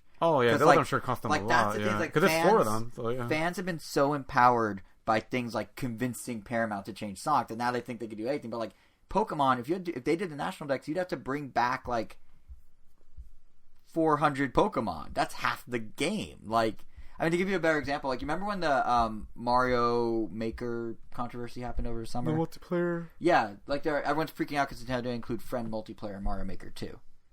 It's kind of a parallel to the Sonic thing, because in the grand scheme of things, that's just like Sonic's design was a very small cost for the whole thing. Mario Maker 2, it's not that hard to add a mode. Like, so, you know, they can keep fans happy. They can get a second round of news when they came out and fixed the problem. They can, in the case of Sonic, Conan O'Brien even did a skit. That's a whole nother type of coverage. Like, there's ways, obviously, as one of the biggest lines in the world, but that's a whole other type of coverage. Like, there's attention given, and it's a good outcome. It doesn't cost you very much. In Mario Maker 2's case, it took Nintendo till October to do it, which is a little long, but they did it. And then no one seemed to notice when they did. But they did it, so it's a PR win for them. So, like, when it's small enough, the fan demands work. When it's bigger is when they don't. And I think that's what most internet citizens have trouble wrapping their hand around, where they're all worked up about something. Because, like, even, like, perhaps a more timely parallel than Mario Maker, I mentioned at the top of the show, Mario Kart Tour has its controls not exactly fixed, but better. And that, to me, well, first of all, that to me doesn't make sense, because, like, you did a beta test for, like, a while in the spring, and then you had it out for 2 months, and only then did you decide, oh, maybe these controls aren't good? Like, how did you not see the red flags at any point along the way? But yeah, what they did is there's a button now in the middle of the screen, so you can either swipe to steer, or you can swipe over the button to drift. They finally split them. If you guys remember from when you played it, it used to be all drift or all steer and no drift. Yeah. And now they finally give you both. So it actually feels a little more like Mario Kart. It's not perfect. It's still a little weird. But, like... It's a little too late. In some ways, yes, but in some ways, no, because they're seeing... Well, because it's already deleted. Like, I'm not going to bother. Like, I'm not going to re-download it. But, like, at least they, like see something like this. I mean, but that wasn't even, like, my issue with it, because I got used to and liked the controls originally. Right, yeah. It was just everything else. But, yeah, it just seemed like, I don't know, like, this is the sort of thing that, like, if the Pokemon issue was on this scale, it'd be fine. Like, you just throw them in. But if it, you know, because, like, especially in Mario Kart's case, they had both control options. All they did was make a toggle that doesn't require you to go to a different menu. That's literally it. So, like, it's pretty simple. Not only that, but, like, if you're going to add 400 Pokemon, there is only so much space. Yeah. That you can put those in. Yeah. And the game already has optimization issues, as you point out. So. Yeah, so it's just strange. and even then, like, I don't know if a lot of people realize that when they, quote unquote, add the other Pokemon in the other games, they sometimes aren't even obtainable whatsoever in that game. They're just available through trade. Trade. So you could, like, transfer them over. Yeah. But unless you transfer them over, it's not like all 900 Pokemon are there. Yeah, and it's like you still need the other games to get them. So right, and there are no other games that connect yet, because Pokemon Home is a whole new thing. And let's say they did build it in, like, they could lean on someone else to make them. I mean, apparently, I recently learned Bandai Namco apparently is, like, doing everything for Nintendo now. So they helped make half the assets for ARMS. They made half the assets for Mario Kart 8 Deluxe. They made about half the assets for... Or no, not this one. They made many of the visual assets, as well as half the bonus challenges inside Mario Kart Tour. So, like, if Game Freak really needed to, they could have Nintendo hook them up with Namco Bandai or Bandai Namco and, like, get the other 400 Pokemon. But it all comes back to the thing, like, it's too core, it's too big. It's just that you know, in May you're not going to redo your whole game and double its size when it comes out in November. That's not even possible. Like, you know, Mario Maker, that's a mode. Mario Kart Tour, that's a toggle. Sonic was, 5% of the total budget? Like, that's doable. There's no way that you can get 50% of a game to change. So I feel like people, like, just need to kind of gauge your expectations a little, too. And not only that, but, like, at the end of the day, this was the vocal minority, for sure. Like, we kind of referenced how, you know, it wasn't a very big crowd that was saying this. Here's the thing. Pokemon sold 6 million copies its launch weekend. 2 million of which were here in North America alone. It worked, gentlemen. The boycott worked. It worked so well. It worked so well that it was the fastest selling Switch game ever and the highest grossing Pokemon game launch ever. Now that one's a misnomer because it's also the most expensive Pokemon game launch. It's $20 more than it used to be, but still, it's an impressive number. It's more than double the debut of Let's Go, and you know Let's Go had its own negativity around Did it that too. one do really well? I mean, it sold about 3 million in its first week. Yeah, but I mean, I feel like that one did well. It went up to, it's at 11.89 million or so right now, something like that. I feel like the complaints on that one are worse, almost just because they made it clear that wasn't a core Pokemon game and that it wasn't gonna have all of them, and people were still like, "Why isn't this there? Why isn't blah blah blah? Why can only 3 Pokemon Mega Evolve? Why is it even included if that wasn't in the original game?" It was like some sort of like olive branch to the fans. I don't know, but yeah, no. Let's Go did okay. I believe it's outpaced or on pace with Omega Ruby and Alpha Sapphire. So like it's a different game. Who knows if they're gonna keep that franchise going? But it did well. It petered off. Like it's selling nowhere. Like it has no like real long tail, but it did well for that first year. And now they have Sword and Shield to start things. Just to give you a comparison though of how Sword and Shield did compare to other Pokemon once you take away the Switch element and the price. X and Y sold 4 million in its first weekend, which is less, obviously. And Sun and Moon, we don't have first weekend numbers, but we know that within the 2.5 weeks it was out in its November, it sold 7.2 million. So Sword and Shield may very well be outpacing Sun and Moon. So yeah, the boycott worked wonders. Clearly, the National Dex controversy is one that, in the grand scheme of things, does not offer the sort of win-win that the others did. Like, Nintendo wasn't going to get anything out of it, and there wasn't enough for fans to not want to buy it. Yeah. So, in all honesty, given how like Game Freak stuck to their guns through all this, I suspect they knew from the start that whoever fans were freaking out and getting Game Freak Live trending were not that big of a fan base. And honestly, look, actually, if let's say the boycott did work on some level, let's say it was a small but dedicated. Those change.org petitions actually work. Yeah, like let's say it changed on a small scale, right? It's not I read some of those like summaries on like why they want to change it. It's like just the cringy thing, like don't let them like taint like years and years of like tradition, and like the culture of gaming is gonna be like destroyed. And I don't know, like they were like getting super flowery and just the culture of gaming. My favorite thing that I read was like, they're gonna make me buy a game with only 400 Pokemon. No, making you buy anything. Yeah, that's the thing. It's optional. So let's say you do boycott it, right? Let's say I'm not gonna buy the game. I don't want my culture of gaming changed. Fine. Guess what? Game Freak hears you. It's not like, I mean, you pointed out Sun and Moon earlier, right? How they brought in some of the stones later on. Yeah. Like they're maybe not gonna do it with Sword and Shield because it's too many Pokemon to add.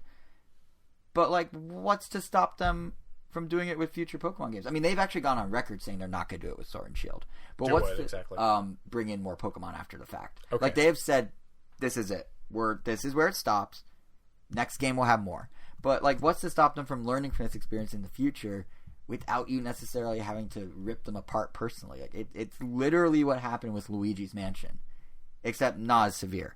But the original Luigi's Mansion was set up one way, one giant mansion you explore freely. And then the sequel was turned into a mission-based structure, and a lot of people didn't like that. And obviously the feedback on that wasn't as severe as Pokemon's has been, but the general consensus seemed to be they should do the old structure, the kind of free-form Luigi's Mansion, you explore what you want. So what did Next Level Games do for Luigi's Mansion 3? They switched back to the old structure, and lo and behold, Luigi's Mansion 3 went on to not only have the strongest debut in the series, meaning it sold better than the launch title original that everyone bought when they bought their GameCube, but it was the number 3 on a very busy October NPD sales chart, only behind Modern Warfare and only behind the Outer Worlds at 1 and 2. So like the Outer Worlds sold that well? Yes. Jesus. Yeah. But point is, like, you can like give feedback and have it shape a future game and just not buy the game, or just like enjoy the things that are there and then come back to it. Like Luigi did it just fine. Had a great debut. Actually, side note, this is the only other thing about the MPD I'm going to bring up. It's like a mini Jason Sales corner. Ring Fit Adventure also did really well. Like for a new IP that comes with a giant squishy ring thing that is about exercise, it was number 10 on the chart. It actually bumped Link's Awakening off the top 10. I feel that's well deserved. They did a really good job on that game. I am still playing through it. I'm like on week 2. Oh yeah, because you got it. Now. Yeah, you didn't have it before, but now you. No, I was just waiting for That's what happens when you buy something. I'm just you didn't have it, and then you bought it, and now you have it. Listen, like, I'm just walking everyone through the concept. I want to make sure we're all on the same page of how buying works. But yeah, you're saying. But yeah, and I mean, I could definitely say. I mean, I've been playing on the hardest difficulty, and it's tough. But I'm gonna wait until I'm like a month in, just to. I'm getting Oh, you mean in terms of like talking about yeah, because I've been getting new mechanics introduced like every other like level now. That I want to make sure I have like a full idea of like what the game has to offer. Because I mean, there's a bunch that this game has to offer, but I feel like I'm just scratching the surface right now. Because there's like 7. There's a lot of worlds, and I'm barely like on the 4th. So. Yeah. So you were one of the people that helped it be a top 10 release in its opening month And as a new IP that cost $80 and was all about that. exercise. That's pretty cool. I mean, the rest of like the MPD was basically exactly what you'd expect. The usual evergreens are still there. Interestingly enough, while I feel like Overwatch didn't really get any attention when it came to Switch on the eShop, it actually sold pretty decently physical copies, which is weird because it's digital only. What? Like if you buy a physical copy, you get a code to download from the eShop. Oh. There is no physical copy. Oh, there's no physical cart. Yeah, no cart. Okay. Yeah. But sometimes I would like that. I mean, I wish the US did that I more. wonder if that's how it works on the other consoles. Japan does that. That's how Fortnite works on all the consoles. Yeah. No, I think Overwatch is a disc. Japan does have no. Oh, in Japan for Fortnite. Wow. And let me reset. In Japan, Overwatch does come on a cartridge. Oh no, I'm not talking about like the fact that you just have a lot of games in general that you just buy the case with a code. Oh yeah. Because I would like to have cases, but I don't want cartridges. Like, or I just I would have been okay with that too. It would have resolved a lot of my physical like this gen. Like the more and more time we spend in this generation of the Switch, the more I regret. Yeah, the more I feel like that decision was perfect. Especially like like I have a physical copy of Luigi's Mansion because we're gonna beat that game, move on.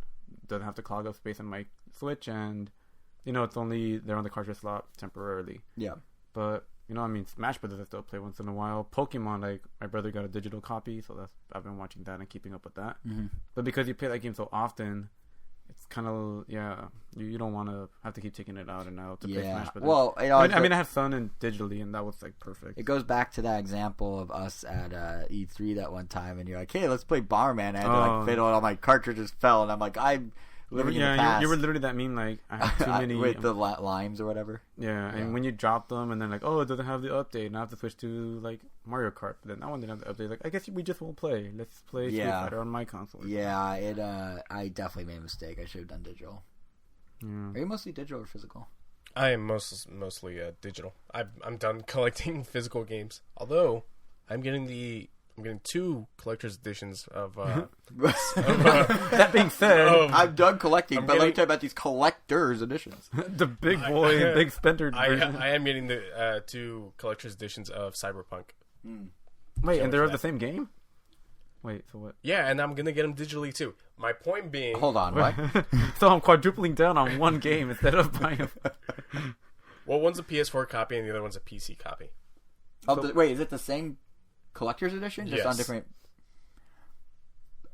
Why did we bring them here? What does it come with? A really cool looking statue. They need 2 of? Is it a Keanu Reeves? I'm not opening one of them. I'm probably not going to open up the PlayStation one. Interesting. Yeah. Interesting. What happens when they come out with a PS5 version? You have to get that one too. Well, see, the reason that I had to do that was because originally the collector's edition was strictly only console. Yeah. And so I said, well, whatever. I'll just buy the collector's edition, keep it, and then I'm just going to play it on PC. Right. But then CD Projekt Red was like, "All right, we heard your outcry. We'll put out a PC edition." It goes back to my whole fandom. When is it justified thing? For them, that's easy money, and the fans are happy. So of course they're gonna do it. It's literally you just got to slap a new box on it. Yeah. And I mean, I'm assuming that code is gonna be digital. Although I think you still get a steelbook. Whatever. Anyways, yeah. So.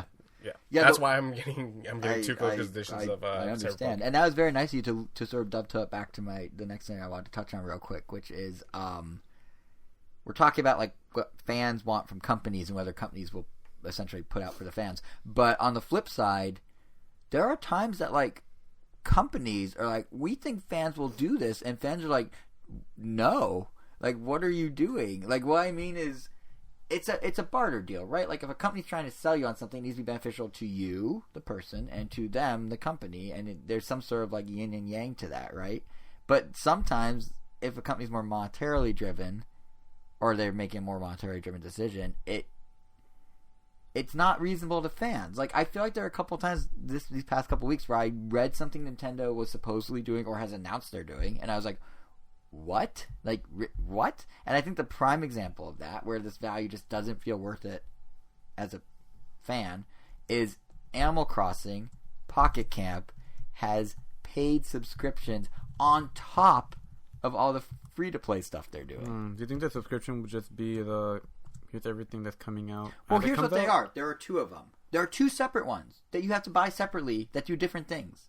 So one of them is $3, and it's called the Happy Helper Plan. And I'm just going to read specifically what it says. Is it going to make me angry? Maybe. You can appoint your favorite animal as your camp caretaker. In your place, the camp caretaker will fulfill requests, gather items needed for events, and generally give you support around the campsite. In other words, you are paying the game to grind itself, and you're paying $3 every month for it to grind itself. Which I guess... Pretty dope. But that just seems... Yes, Kevin? Okay, I have an interesting counterpoint to this. Go ahead. But go okay, with I'll tell you the second plan. Go to the next one. The second plan is called the Cookie and Depot plan. And in this one... Ooh, saucy. yeah. In this one, you can choose 5 cookies a month. So the cookies are how you get random items now. They're fortune cookies. They introduced it after I think we all stopped playing. But you can choose 5 cookies a month from a wide selection of previously released fortune cookies. This plan is a good option for anyone looking to get their hands on some cool items. You'll also be able to use warehouses where you can store up to 5,000 different items, furniture and clothing. Conceptually, that's not bad. You can go back and get things you couldn't get before. What do you think the cost is in order to go back and get things you haven't gotten before? $8 a month. What? Yeah. That... Okay, I'm just going to throw my counterpoint out the window. Now, to be fair, if you cancel, so if you only want 2 specific items and you want to just get one $8 plan one time and cancel it, let's say you want to do that. Hear me out. That's more expensive than Crunchyroll. Hear me out. If you do that, you get more to expensive keep your... than Disney Plus. I know. If you do that, you get to keep your warehouse of existing items, even if you cancel, because Nintendo's that kind. But, like, what is this? Like, literally, what was the counterpoint you going to make when it was only the $3 one? So originally it was going to be because who was it that Bethesda recently just had this where Fallout 76 is getting like some sort of subscription service for $10 where like you get your own private server, you're getting like more space or like more inventory space, that stuff like reasonable. that. But it's also like demands that players have been wanting, right? And like now they're charging $10. But like my point was like, to maybe me or you, it seems insane, but to them it might be. It seems insane, but like this isn't made for us. True. So that $3 one, it's like it's not made for us. We don't play Pocket Camp. And I understand that. Second point. What? What? Yeah, no, it's not great. Now I should be fair. These do have insulting. These do have a couple other perks that we need to point out. To be fair to Nintendo, should have said that from the very beginning. They both share overlapping perks that include shorter wait times for crafting, but I don't know by how much. And, ready for this? You get an exclusive newsletter called The Journal that will give first looks, not access, looks at upcoming items in the game, and various columns with ideas on how to design your campsite. So a website, but like you're paying. They put a paywalled website into their plans, essentially. And the one cool thing in all this is to drum up excitement. Nintendo's actually... Anyone that signs up for subscriptions will be entered to win a physical version of the Animal Crossing item bag. That's like a nice stitched like cloth bag, and I think they're getting out a few hundred of them or something, or 1,000, a few hundred, or 1,000 maybe. I don't know. Just a few hundred. No, but you're not guaranteed. That's the thing. You're not guaranteed. You can enter to win it. But yeah, $8 a month, you can watch like thousands upon thousands of hours of Disney, as you were pointing out. You can go experience a video game without actually playing it in The Mandalorian. Which is essentially... You get a Game Pass on PC and have access to hundreds? We'll just say hundreds of games. No, maybe about 100 games. Yeah. My point being, $8 a month? It's just shy of Stadia, which is somehow probably worse value than this. Ooh, shots fired. I think Stadia's $15. Oh, never mind. Then it's a little... It's half a Stadia, but probably so about glad equal value. I canceled my pre-order. Dude, Stadia... Stadia. You were one of those. Stadia is... Oof. I mean... Boy, was I wrong. Yeah, I've never been so like gloaty as watching Stadia crumble. Well, here's the thing: I thought if Google was going to do it, they were going to do it right. But my bigger concern was them doing it at all. But they definitely took the wrong approach with Stadia because, like, the people they're selling it to are not the people that are going to want Stadia. The people are going to want Stadia, if they're going to play a 3-year-old game without having to buy a console, they're not going to want to play $60 and a $15 founder so it pack. Underperformed in spite of the other stuff that I guess it didn't have at launch? Because, I mean, it didn't have anything at launch, oh. basically. It was missing everything promised, essentially, right? Like, it didn't have the free Buddy Pass. It didn't have... You didn't even guarantee to get it day one. You're getting the Buddy Pass like a couple weeks after. Yeah, which isn't horrible, but like they promoted it as day one. It only works with one specific Chromecast model for now, which they'll ship to you, but it only works with that one. Those are now overheating and crashing. Oh, are they? Yep. Oh boy! Somebody tell Victor before his apartment burns down. Oh yeah, we should let him know. He still kept his, huh? Yeah, that's our friend. I mean, he said that it sucked. So yeah. Also, like, it has 25% of its launch lineup was Tomb Raider somehow. It had like 3 Tomb Raiders. They're really good Tomb Raider games, though. They are. They're really good Tomb Raider games. Yeah. I think that... And no exclusives. Oh, well, no, it had one exclusive. Yeah. Baldur's Gate? What? Did Baldur's Gate come out? I mean, at launch. Oh, it had one exclusive. It was all old games. It's just like... What they made and what they described it as were very different. And they should have launched with a casual-facing thing. And then ramped it, because a year from now it could work. A year from now they could say, why do you need to upgrade your PS4 to a PS5? Well, you can just get those games on what you have now and stream it, and you don't need to spend $600, $500, $400 on a new console.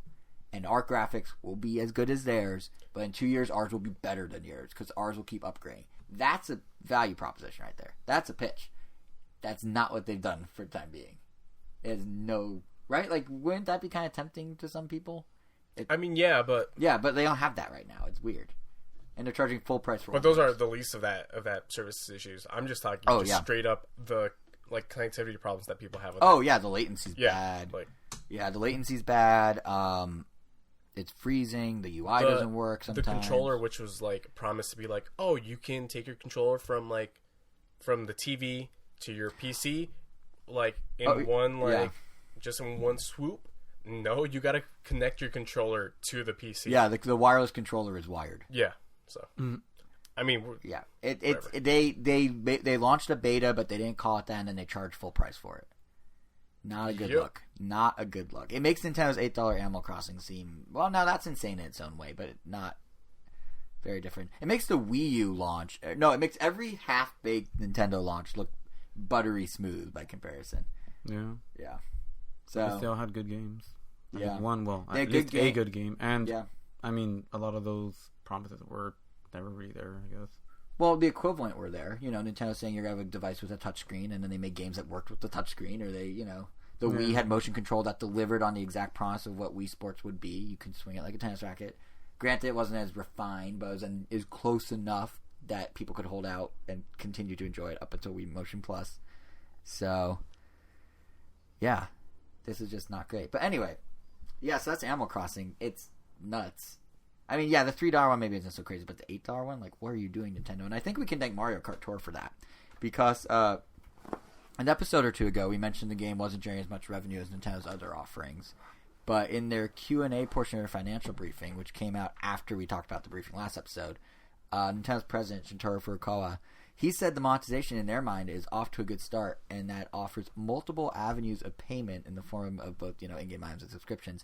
In other words, it's a long-term play, and if it works, I think every Nintendo thing is going to now have like a 2-prong monetization thing on mobile, which, it feels very business-driven. It doesn't feel like it's offering much benefit to the user. Maybe the grind speed-up one is, but absolutely not the, $8 for 5 little items when they normally don't cost you anything close to that. It sounds like they're trying to get... what's that? How's that saying go? Have their cake and eat it too? Yep, that's exactly what they're doing. Which I never got.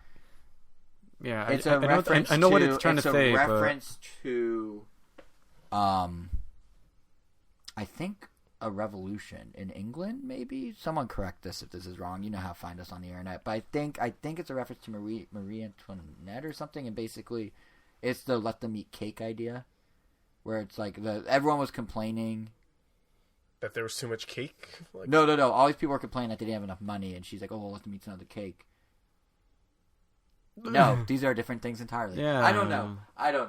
I was just trying to figure it out. I have no idea. Anyway, Brain Age. That's the other thing I was going to bring up. That's kind of a weird business-driven thing. This is actually it's very similar to Animal Crossing in that, like, what are you doing, Nintendo? Which is, rumor has it, here in North America, the reason we haven't yet heard about Brain Age for Nintendo Switch coming stateside is because it's not going to be in stores. According to a source at a retail source. The last one was exclusively digital. But here's the difference. Well, first of all, I should say where this comes from. Nintendo Soup has a guy in the supply chain that claims it, so it could be true. Could be not. Who knows? But let's say it is. On one hand, it kind of makes sense for exactly the reason you said, Angel. It was the last one was digital. The series kind of petered out. The 3DS one basically bombed. So, Nintendo doesn't invest too much money. It could do kind of a soft reset, see if there's an audience, grow that audience, etc., etc. I mean, their digital sales are great. There's no reason that putting it digital will hurt sales. Their last financials showed that digital sales were up 80% for them year over year, like Nintendo as a whole. So there's an audience there. It's fine. But the problem is, Brain Age is a game that kind of needs a stylus for some of its mini games. The math ones, you're supposed to draw numbers. And it's a fact Nintendo is well aware of because Japan and Europe are getting physical bundles with a stylus included. Yeah, they even did that with Mario Maker in some instances. Yeah, but that one you could argue didn't. No, it doesn't need it, but they started to realize that some things do need a stylus. Otherwise, they would have just doubled down and not made it an option. Yeah, because this one's actually kind of required. Like all the promotional material for the game show people using a stylus, which makes not going physical here in the US just bizarre to me. Like, as a potential purchaser of the product, like, why would you do this? Like, I know I need to go out and get a stylus, but I'm a hardcore Nintendo fan. But what about, like, a casual Switch owner who downloads Brain Age?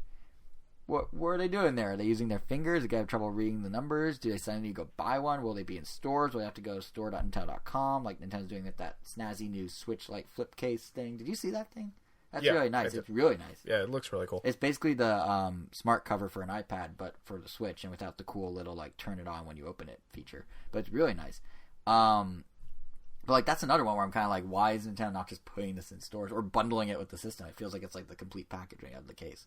But regardless, point is, why would they not do this except they just want to keep the money? They just want to save a little money. And that's kind of one of those things where it's like the opposite. Like the point I was making about like it needs to be a deal for both sides. Like this is not. Like why would you put someone through that hassle for a game that you admit in your other regions requires a stylus? Assuming this is true. Well, so you said that the last one bombed. Yes, in the US and also in Europe. But in Europe they're getting the stylus still and a physical copy. I mean, I think that just answers the question. Especially for the US, it bombed over here. So why would we put out this? Why would we put out this physical game? Well, it was digital only last time, right? Yeah. Well, yeah. Double Stream was. Wait, was it? Yeah, that's right. But it's much easier for somebody to just walk into a Best Buy and buy like a $10 stylus and just be done. Yeah, I'm just imagining someone. Same thing happened with Ace Attorney. Like after the fourth one, they've all been digital. But I'm just thinking, like from the consumer perspective, it kind of sucks to download the game. It's like you need a stylus for this, and you're like, wait, what? I mean, maybe you have a capacitive one lying around at home. I'm sure it's going to be somewhere in the game description that, hey, this game will require you to get a stylus for it. Yeah. I mean, there are ways around it. It just seems like one of those things that's just like, come on, if you're confident enough in other regions, it bombed in Europe too. Just make the same play here and see what happens. I mean, but you know what they say about those Europeans? There's a lot of things out there, Europeans. I actually don't know what they say about the Europeans. I was hoping you would fill in the gap there. But I will say, though, if you do have to buy it through store.nintendo.com, store.nintendo.com just got a very nice revamp the other day, and they sell merch, in like a lot of merch. Hashtag not sponsored. Also, Amazon now has a Nintendo merch shop. Hashtag not sponsored. Oh. Yeah, it's amazon.com/Nintendo merch. It's run by Nintendo, I believe. But yeah, if you want more business first, or potential business first wackiness, there's one final story before we wrap. And that is this crazy report that Tencent, China's Tencent, the biggest game company in the world, wants to use Nintendo IPs to break into the console market themselves. Good luck. So the official word is from a Tencent official to the Wall Street Journal that they want to expand from China, and one target audience is console game players here in the US and in Europe, and quote, "We hope to create console games with Nintendo characters and learn the essence of making console games from Nintendo engineers," which to me sounds just a hair above the Philips CDI situation. Also kind of get us like a inkling of like, we don't want to come up with our own characters. Yeah. We just kind of want to... We want to piggyback off you. Yeah. And here's the thing where it gets a little dicey is, you know who's launching the Switch in China and helping Nintendo get around the regulations there? Tencent. So you know who might repay the favor and let them use their characters elsewhere? Nintendo. It's all half the deal's already done. And I'm just kind of like, I read that and I'm just like, this is literally the Philips CDI. Philips wanted to get into video games. They didn't really want to make their own characters. They wanted to leverage what worked. And Nintendo's like, here you go. Here's all our IP. And we got Hotel Mario and the Wand of Gamelon. Yeah, and all those Zeldas. And it was just not great. And I mean, to be fair, we have no idea like what entails exactly with Tencent. And Nintendo is much better about protecting their IPs now than they were then. So even if it ends up being, you know, not as bad as the CDI, part of me wondering, like, so are we getting, like, mobile Nintendo or console Nintendo? Because there's a mobile quality. Nintendo. You think so? Without a doubt. Yeah. With Tencent, without a doubt. Mobile Nintendo. And that means the IPs are going to kind of get watered down, potentially. There's going to be potentially some devaluing there, and that kind of sucks. And I don't know. Is Nintendo just morphing into something that we can't understand or appreciate, but the younger generation loves? I feel like we've talked about this before, but everything they do, didn't I'm we just have an episode that was I know. Are they becoming the new Disney? Yeah, well, you know, it's funny. You know who wants them to become the new Disney? Miyamoto. He literally said those words. It's happening. I think that answers the question, I guess. I mean, this whole Tencent wish does line up with those Miyamoto comments. So on last Friday, Japan's Nikkei newspaper reported that Miyamoto wants to turn Mario into the next Mickey Mouse and considers Disney their competitor. Essentially, the story went that up until this point, in his mind, Mario was a singular thing that he didn't ever really want to change. Like, he wanted there to be consistency in Mario. The example they gave is Mario, you know, will only eat certain foods, so the characters suddenly can't develop a distaste for them in subsequent games or something. Like, he'll eat mushrooms now, but you can't in 7 games be like, Mario doesn't like mushrooms. So that's the basic one that Nikkei uses as an example. But that idea that there's this set rules about Mario. Well, if you look at Mickey, there's different art styles, there's different things, voices are different. Like, some are more violent, some are cartoony. Not violent, but you know what I mean. Like, some are more the very slapstick. versatile character. Right. And it sounds like he now wants Mario to turn into that. And he's comparing it to Disney, and he's specifically comparing it to once he is no longer at Nintendo or is gone, he wants Mario to live on, and that means letting him become adaptable and turn into other things. Which lines up a little too closely with this Tencent thing. And with the mobile strategy. That's like a slippery slope, especially once the creator's gone. Yeah. Like, I agree. There's that story that just came out that I think Squidward is getting his own HBO Max spinoff or something like that. What? I mean, I know they're getting a little kid spin-off show, like a Camp Bikini No, Bottom or something. my bad. Not HBO Max. I'm an idiot. Dude, I would have watched that hard. If it was like, this is the second Joker reference I'm gonna make now. If it was like Joker but Squidward, like the descent into sadness that Squidward went through, I would watch that. It was Netflix. My bad. I think Squidward's getting his own Netflix spinoff. Oh, because of the Nickelodeon deal. Yeah, now I'm saying HBO. Nickelodeon and Netflix did a thing where a bunch of new Nickelodeon properties are coming to Netflix. But it was like the creator of SpongeBob passed away, last year? Yeah. Or 2 years ago. Something like that. Yeah. And he specifically did not want to make a spinoff, but now he's gone, and now Nickelodeon has the rights to the character, and that's what's gonna happen. I feel like that's the direction we're going with Miyamoto. I think. Okay, well, it was nice while it lasted. I know, but like it's just. Yeah, between that, like, the Tencent thing came out last week, and this came out the tail end last week, and I'm just like, why are these lining up to? These should not be lining up like this. Like, what is happening? So, I mean, I don't really want to end on a weird note like that, but it's just like, I don't know. I mean, it doesn't, like... The future looks fine. Yeah. But the Nintendo of right now is different than the Nintendo of 2 years ago, which is different of the Nintendo of 5 years ago when we went from Iwata to Mishima, more like the Nintendo to Furukawa. Which is more like the Nintendo when they first started, when they were more open with their IP. Yeah. Video games started. This is the Yamamuchi era. Is that his last name? That was his last name. It could be. Who are we talking about? The Nintendo president from NES through N64. Oh. I think it was Yamamuchi. Because that one was a little... NES was really him. But yeah, it's... It'll be interesting to see what happens, but as it stands right now, to kind of like fold it all back in, the Nintendo of now is not the same. Like 4 or 5 years ago, Nintendo probably listened more fan demand than they would now. I think Some of that's because fans are demanding more stupid stuff. Some of that's because Nintendo's being more business oriented. But whatever's happening, it's a different dynamic than it has been. And it'll be interesting to see how it plays out. And you know where you can hear that play out every 2 weeks, and you have been able to for the past 8 years? The Random Tail Podcast. Because we turned 8 last week. That was my favorite transition. That was totally ad-libbed. I'm still proud of myself. But no, it was our anniversary last week. Just thought I'd throw that out there. Well, I haven't been here for all those 8 years. We've literally been here for like 5 episodes. Yeah, that's true. Well, you were in a couple over. Thank you. You were in a couple over the years, but yeah. So I feel like every year I do this spiel, and I'm going to do it again. But we do genuinely, and Angel, feel free to jump in with any thought, whenever. But we do genuinely. I agree with everything Jason was about to say because I'm sure it's very well thought out and concise. It's actually off the cuff, but I have no like notes. But we do genuinely appreciate the fact that there are people who have been listening from day one in 2011 to people, when we were talking about, I think, what was it? Skyward Sword. No, the very first episode was Mario 3D Land. Tanuki Tales Everywhere, I think is what we called it. Or people who jumped in somewhere in the middle, or people who maybe joined in the last 5 episodes that are now sitting to my left, or, wherever it may be. Thank you for listening. It's really cool that there's an audience out there. And what's actually really neat is, I don't know what prompted it, but in the last couple months, we've heard from more of you, I think, than we have in the past. Like, we know you're out there, but it's usually pretty quiet, but we're actually getting feedback, and that's been really great. So please feel free to keep, tweeting us at Ram Nintendo, tweeting us individually. I'm JSR7. Angel's Wero, WERRO_O. Kevin is KVN Gomez.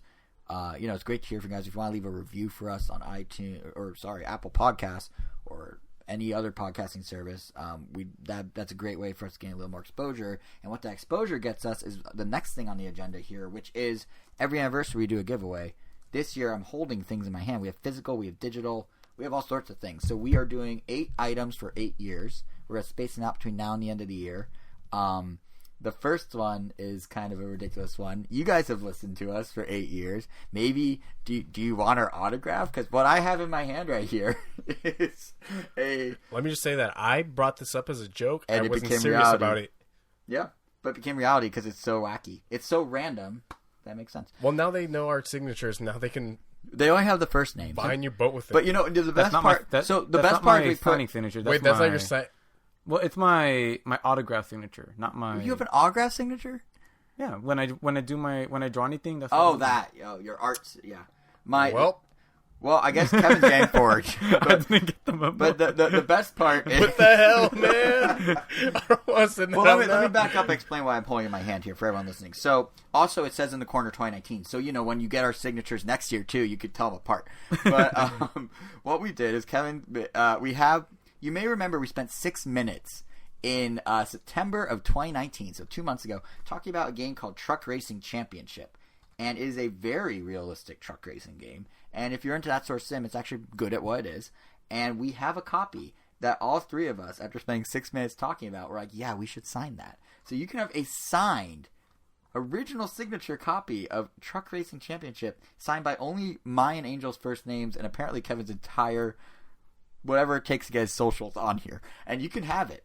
All you need to do is leave a comment under this episode on ramtown.com in the blog post. Any comment. It doesn't matter. You could tell Kevin how you're going to steal his identity. You could tell us what you enjoyed for the last 8 years. It'd be really great if you didn't do that, please. You could tell us... My credits already were really bad. You could also tell us, I don't know, what podcasting service we're not on, because I think we have finally maxed out. We hit Pandora a couple weeks ago.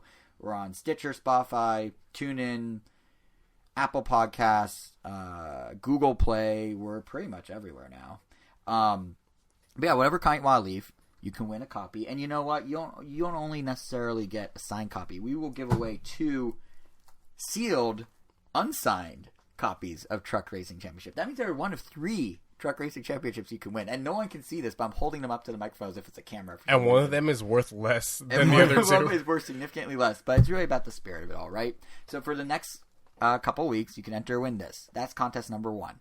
Then you're going to want to tune in next episode because we will tell you how you can win 1 of 3 codes for a fun puzzle game that we'll be sharing impressions of next episode called Day and Night, which is an indie puzzle game that's kind of a mix of... It's kind of like Puzzle League mixed with Dr. Mario, but it's pretty fun. It has a kind of... cutesy little like stage play aesthetic. Based on the hit song by the same name. It is not based on anything related to Kid Cudi, although that would have been cool. But yeah, so we'll have codes for that. And then on top of that, on our Twitter, we are going to be giving away 2 $30 eShop gift cards at some point between now and the end of the year. So you're going to have to follow us on Twitter at Random Nintendo to see when those happen. So this episode you can win these in the comment, these being the truck racing. Next episode you can win day and night codes in the comments, and the eShop gift cards will be on Twitter. So 8 things, 8 years. We really appreciate you guys listening all those years. Is there 8 weeks left in the year? I don't believe so, or else this would have been perfect. But I don't think so. So we're just going to do a haphazard smattering. Oh, no, there's like 5 weeks. No, there's not. I had this idea for 8 items when there was 8 weeks, like and a then 12 I didn't days of act Christmas on it. kind of deal. But weeks. Yeah, so that's how you can win. So go leave a comment, get our signatures, forge Kevin's identity, and with that, we will be back in 2 weeks' time because we'll not only have the winner of this contest and our next contest. We're going to have all the latest news. We're going to have impressions of day and night. We're going to have impressions of... I'm going to start playing the new Super Monkey Ball Banana Blitz HD, and whatever these guys are up to, we'll be talking about that too. So, any final words from either of you gentlemen? I think, Kevin, you always get the last final word, but Angel, do you have a second to last final word after 8 years of this? I'm always surprised to know that our podcast does as well as it does, because it's humbling. That's all I'll say. It's humbling. It is very humbling, honestly. Kevin? Oh, I'm about to end on the worst note. Do it. Deep down, we all got big Diglett energy. I'll leave you with that.